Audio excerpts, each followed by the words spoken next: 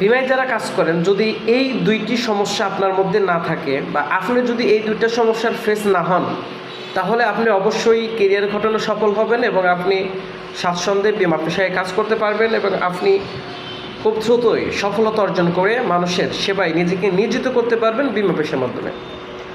প্রথম নম্বর হচ্ছে, আপনি যখন বিমা পেশায় কাজ করবেন, এখন তো ডিজিটাল জামানা চলে এসেছে, তা আপনি আগে খোঁজখবর নেবেন কোন কোম্পানি গ্রাহক বান্ধব।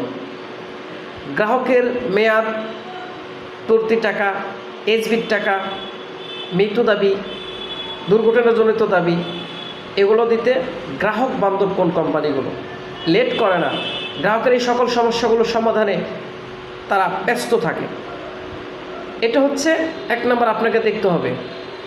এবং কর্মী বান্ধব, যেই কোম্পানির ঊর্ধ্বতন বসরা নিজেদের কর্মীরা যারা আছে ডাউন লেভেলে তাদের সাথে ভালো আচরণ, সৎ পরামর্শ, বিমা সেক্টরের যে নিয়মকানুন সেইভাবে চলে, আপনাদের বিল নিয়ে সমস্যা করে না, আপনাদের সাথে কোনো ভুল বা আপনাদেরকে প্রবলেম দেখিয়ে গ্রাহক তৈরি করার চেষ্টা উদ্যোক্ত করে না, তাহলে আপনি এ পেশায় সফল হবেন।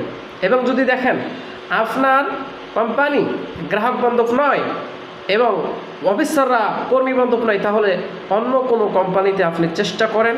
তার কারণ হচ্ছে, আপনি যদি দীর্ঘদিন এখানে থাকেন, আপনি যখন গ্রাহক সংখ্যা বেশি হয়ে যাবে, কর্মীরা অবশ্যই জানেন যে একবার প্রবেশ করা যায় লাইফ ইন্স্যুরেন্সে, যখন অধিক গ্রাহক হবে তখন আপনি এখান থেকে বের হয়ে আসতে চাইলেও বের হতে পারবেন না। এই জন্য এটা চেষ্টা করবেন। এবং যদি দেখেন কোম্পানি গ্রাহক বান্ধব কিন্তু ঊর্ধ্বতন কর্মকর্তা আপনার সাথে ভালো আচরণ করে না, মিথ্যার আশ্রয় নেয়, তাহলে আপনি তার চেয়ে ঊর্ধ্বতন কর্মকর্তাকে জানিয়ে আপনার সমস্যার সমাধান করবেন। আশা করি এই কাজ করলে আপনি অবশ্যই সফল অর্জন করবেন।